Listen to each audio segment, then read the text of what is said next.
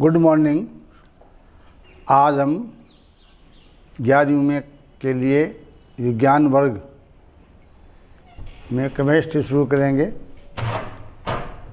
पहले आपको बता दूं कि +2 10वीं पास करने के बाद बच्चे के मन में ये आता है कि क्या सब्जेक्ट का चयन करूं, तो ये उसके अंकों के आधार पर निर्भर होता है। देखा ये गया है जिस बच्चों के 70 या 70 से अबव है वो अधिकांश मेडिकल और नॉन मेडिकल लेते हैं, और 60 के आसपास है वो एग्रीकल्चर और आर्ट्स, और कुछ बच्चे हैं वो बनियों के जो कॉमर्स में भी जाते हैं। क्योंकि अभी रिजल्ट आया नहीं है, इसलिए आपको ध्यान से सभी सब्जेक्ट को सुनना चाहिए। 5-7 दिन में आपको मालूम हो जाएगा कि कौन से सब्जेक्ट का चयन किया जाए। विज्ञान वर्ग में आपके मुख्य विषय हैं जीव विज्ञान, गणित, भौतिक विज्ञान और रसायन विज्ञान और कृषि विज्ञान। ये 5 सब्जेक्ट है। 3 सब्जेक्ट एक साथ लिए जाते हैं। भौतिक विज्ञान, रसायन विज्ञान, गणित एक वर्ग है। भौतिक विज्ञान, रसायन विज्ञान, जीव विज्ञान दूसरा वर्ग है। एक होता है केवल कृषि वर्ग, उसमें कृषि विज्ञान, जीव विज्ञान और कृषि रसायन। एक होता है कृषि में अलग अलग सब्जेक्ट, कृषि विज्ञान में एक विषय होता है कृषि विज्ञान, जीव विज्ञान और रसायन विज्ञान। कृषि विज्ञान लेने वाले सब्जेक्ट बच्चों के लिए जेट परीक्षा होती है, उसके आधार पर आगे कॉलेज में एडमिशन होता है। जबकि मेडिकल नॉन मेडिकल के लिए, यानी कि नॉन मेडिकल के लिए JEE IIT परीक्षा होती है, और बायोलॉजी के लिए नीट की होती है। अब ये निर्भर करता है कि बच्चा सफल कैसे होता है। ज़रूरी नहीं है कि अच्छे परसेंटेज वाला आगे अच्छे नंबर ले। कई बार क्या होता है कि अच्छे होते हैं परसेंटेज, वो बच्चा कम नंबर ही रह जाते हैं, क्योंकि +2 10th के बाद +2 थोड़ा अंतर है, इसमें समझ कर अध्ययन करना होता है। 10th तक तो क्या होता है, रट्टाफिकेशन होता है, जबकि 10th के बाद साइंस के लिए बहुत दिमाग की ज़रूरत होती है और ध्यान से समझा जाता है, और उसके आधार पर ही आगे सब्जेक्ट का चयन किया जाता है। तो विज्ञान वर्ग में मैं आपको रसायन विज्ञान, केमिस्ट्री पढ़ाऊँगा। रसायन विज्ञान की वह शाखा है जिसके अंतर्गत पदार्थों के संश्लेषण, संगठन, गुणधर्म, उपयोग और अभिक्रियाओं का अध्ययन किया जाता है, रसायन विज्ञान कहलाता है। विज्ञान की वह शाखा जिसमें पदार्थों के संगठन, संश्लेषण, गुणधर्म, उपयोग और अभिक्रियाओं का अध्ययन किया जाता है, रसायन विज्ञान कहलाता है। तो पार्ट है रसायन विज्ञान।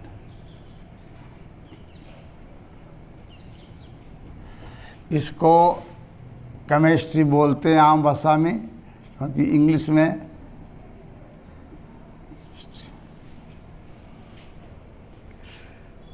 रसायन में शाखाएं हैं अलग अलग।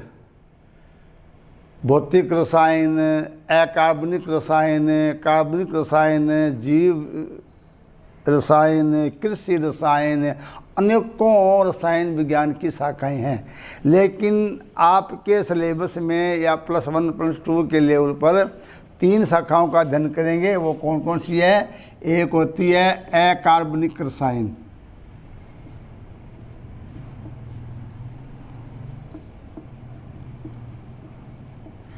एक होती है कार्बनिक रसायन,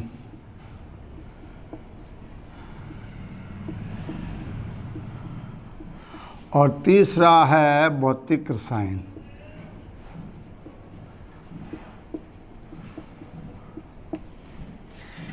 inorganic chemistry, physical chemistry.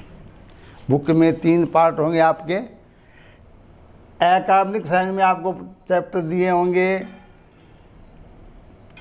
Oxygen, oxygen, hydrogen, oxygen, nitrogen, S block के तत्व, पी ब्लॉक के तत्व, डी ब्लॉक के, एफ ब्लॉक के तत्व, यानी कि तत्वों का जो अध्ययन है, उनके संश्लेषण, उनके गुण, उपयोग आदि ये चीज़ें आती है अकार्बनिक रसायन में। कार्बनिक जैसा कि कार्बन से लिया या जीव, मतलब ऑर्गेनिक का लिया गया, ऑर्गेनिज्म यानी जीव और पौधे, यानी जीव और पौधों से प्राप्त हुए यौगिक क्या होते हैं, कार्बनिक रसायन में अध्ययन होता है। जबकि आजकल तो लाखों यौगिकों का संश्लेषण किया जा चुका है। इसमें हम अनेक प्रकार के कार्बन से बने यौगिकों का अध्ययन करते हैं। नाम रख दिया कार्बनिक रसायन और भौतिक रसायन। इसमें तत्वों के आपस में क्रिया विधि किस प्रकार क्रिया करते हैं, इनकी क्रिया विधि का अध्ययन। इसमें विलयन है, ठोस अवस्था है, आयनिक साम्य है, रासायनिक साम्य है, इत्यादि जो मैकेनिज्म है, क्रिया विधियाँ हैं, जो ये सब है वो आते हैं भौतिक रसायन के अंदर। तो जब आपकी बुक में 3 पार्ट दिए होंगे, अकार्बनिक, कार्बनिक और भौतिक रसायन। अब है कि इन तीनों से करने से पहले हमें सामान्य ज्ञान का होना बहुत ज़रूरी है, यानी आधारभूत हमें नॉलेज होगा तभी हम आगे पढ़ पाएंगे।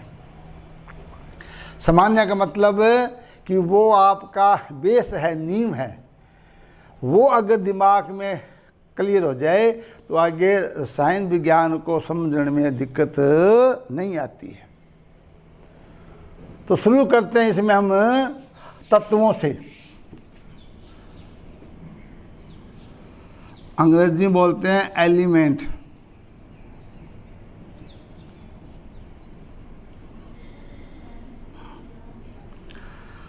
अब एलिमेंट आप जानते हैं, आपने 10th में पढ़ा है कि अब तक 118 तत्व प्राप्त किए जा चुके हैं। भूपट्टी में अब तक 118 तत्वों की खोज हो गई है। इसमें से 92, 1 से 92 क्रमांक तक तो नेचुरल तत्व है, लेकिन 92 के बाद में सारे क्या है, मानव के द्वारा संश्लेषित किए गए हैं। तो कुल मिलाकर अब तक इनकी संख्या वो 118 है। तत्व का मतलब क्या होता है कि वह पदार्थ जिसके सारे परमाणु एक समान हो, वो तत्व कहलाता है। और प्रत्येक जो इसके परमाणु है वो सभी अपने भौतिक और रासायनिक गुणों में समान होता है। जैसे सोडियम का एक कण है, जल में डाल दें तो भी तेज क्रिया करेगा, Na2 गैस देगा। बड़ा कण डाल दें लंबी समय तक क्रिया करेगा।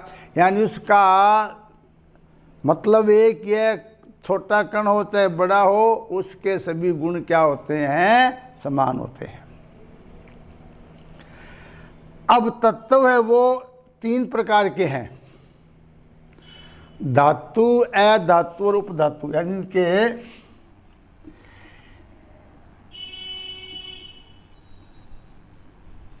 धातु,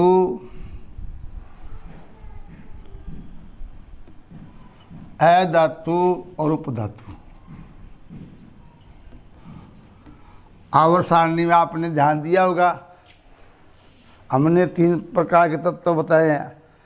आवर्त सारणी में 18 वर्ग 7 आवर्त है, उनमें ये तीनों प्रकार के तत्व हैं।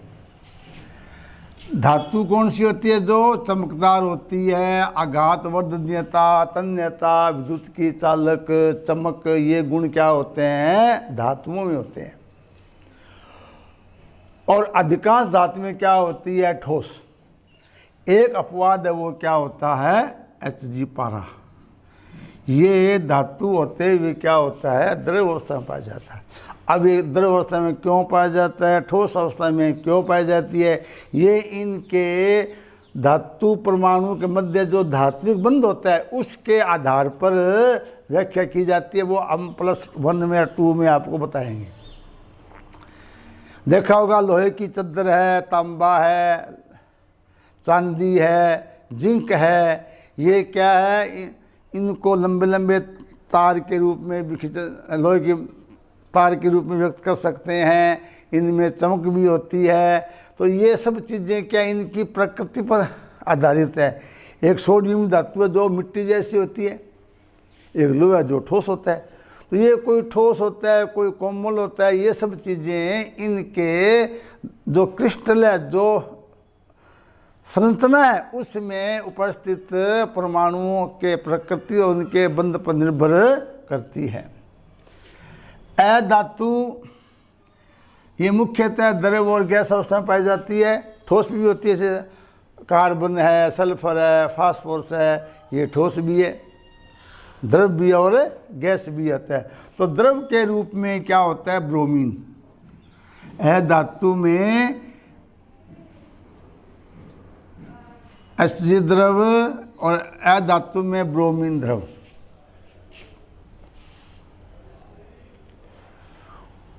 और कुछ गैसें कौन कौन सी आपको और सारणी में hydrogen, chlorine, nitrogen, oxygen, fluorine, 6 वो helium, neon, argon, krypton, xenon और रेडॉन।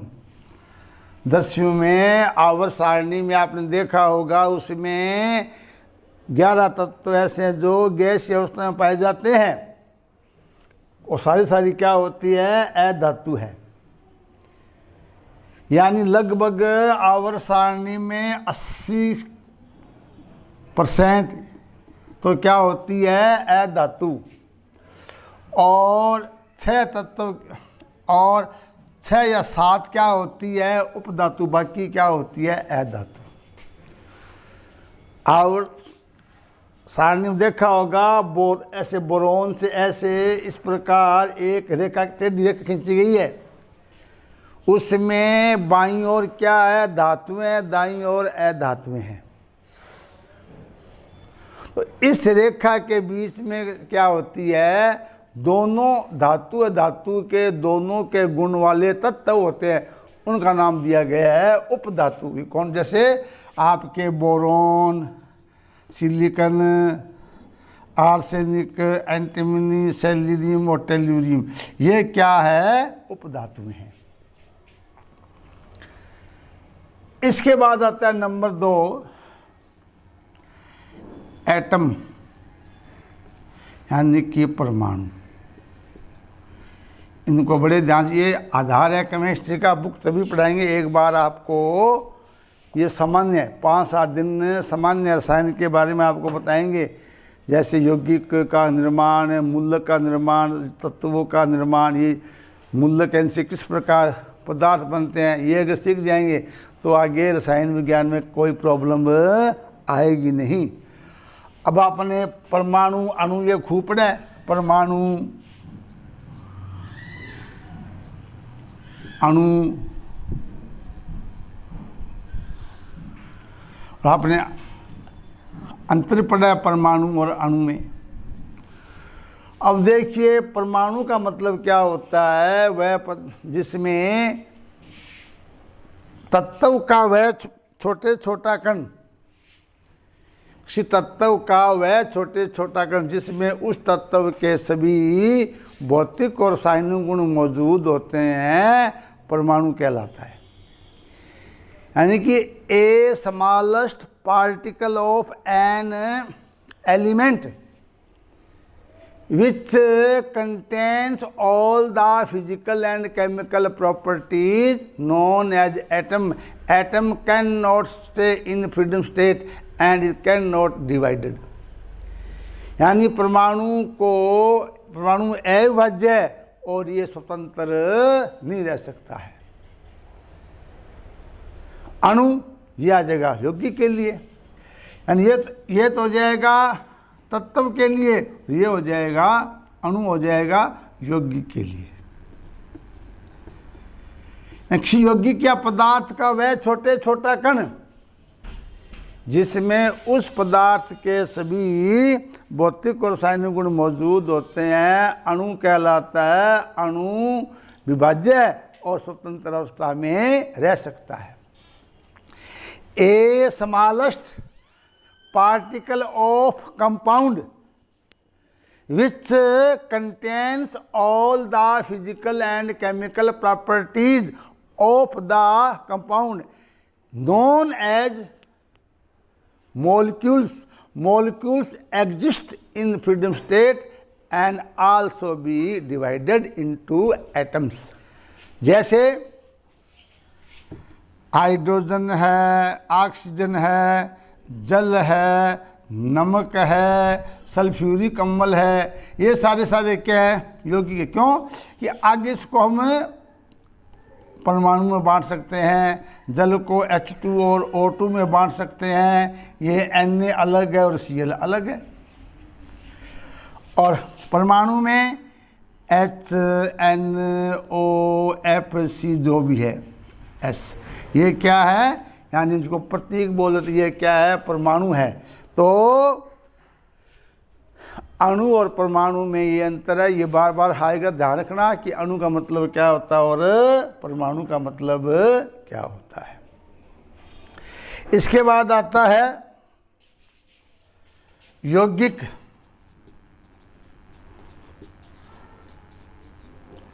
अंग्रेजी बोलते हैं कंपाउंड। जल, नमक, चीनी, अमोनिया, कार्बन डाइऑक्साइड आदि यौगिक है। चीनी, जितने भी हम लैब पदार्थ देखते हैं वो सामने लगभग क्या अधिकांश ईंट है, पत्थर, सब यौगिक है। यौगिक का मतलब क्या होता है कि जब दो या दो से अधिक तत्व एक सरल अनुपात में संयुक्त होते हैं तो बने नए पदार्थ को क्या कहते हैं? यौगिक कहते हैं। जैसे जल है, जल में तत्व H2O, इसमें दो तत्व है हाइड्रोजन और ऑक्सीजन, तो दो आयतन H2 और एक आयतन O2 की क्रिया से क्या बनता है? जल। ऐसे ही CO2 है, कार्बन डाइऑक्साइड, तो कार्बन का 12 भाग, O का 32, यानी कि एक कार्बन अणु बनने में 12 भाग कार्बन होता है, 32 भाग क्या होता है? ऑक्सीजन। इस प्रकार यौगिक का जो निर्माण होता है तत्वों के सरल अनुपात में संयोग करने से ही होता है, यौगिक कहलाते हैं। NH4Cl अनुसादर है, इसमें 3 तत्व है, नाइट्रोजन, हाइड्रोजन और क्लोरीन। ये अलग अलग अनुपात में मिलकर अनुसादर का निर्माण करते हैं। तो अब आता है मिश्रण। नंबर 5 मिश्रण। मिश्रण अनिश्चित अनुपात, जैसे रेत है, वायु है, समुद्री जल है। अब रेत में क्या है? अनेक तत्व है, यौगिक भी है, कोई अनुपात निश्चित नहीं है। शरबत है और उसमें अनेक प्रकार के यौगिक मिले होते हैं। समुद्री पानी में कितने लवण गुले होते हैं। यानी वह पदार्थ जिसमें तत्व और यौगिकों का अनुपात क्या होता है? अनिश्चित अनुपात होता है, सरल अनुपात नहीं होता है, क्या कहलाते हैं? मिश्रण। इसके बाद आता है मूलक। यहाँ से आपका मुख्य रसायन शुरू होता है। अगर ये मूलक आप सीख जाते हैं तो आपको यौगिकों के सूत्र याद करने में कतई प्रॉब्लम नहीं आएगी। मूलक को अंग्रेजी में कहते हैं रेडिकल। रेडिकल कहते हैं।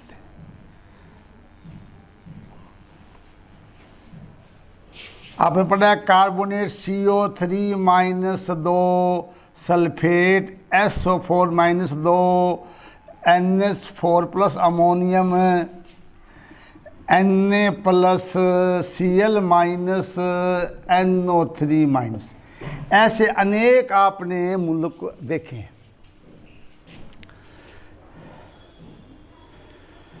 तो मूलक का मतलब क्या होता है? परमाणु या परमाणुओं का समूह।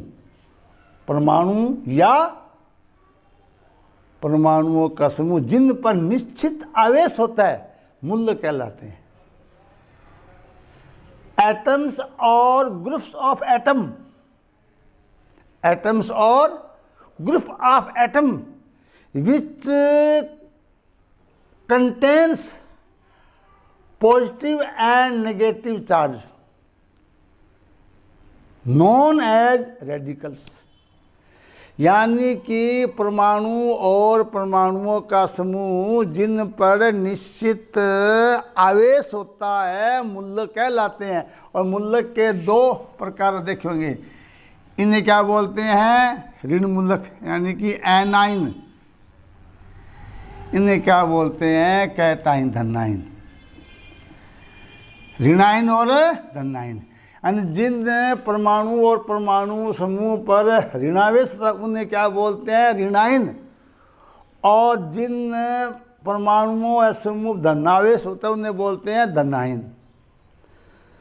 अब ये ऋणाइन के आगे अलग अलग प्रकार है और कैटाइन भी अलग अलग प्रकार है, क्योंकि कैटाइन +1 है, 2 है, 3 है, 4 है, 5 है। इस प्रकार धनाइन को हम किस तत्व पर कितना आवेश होता है वो कैटाइन में आता है। ऐसे ही एनाइन में क्या होता है,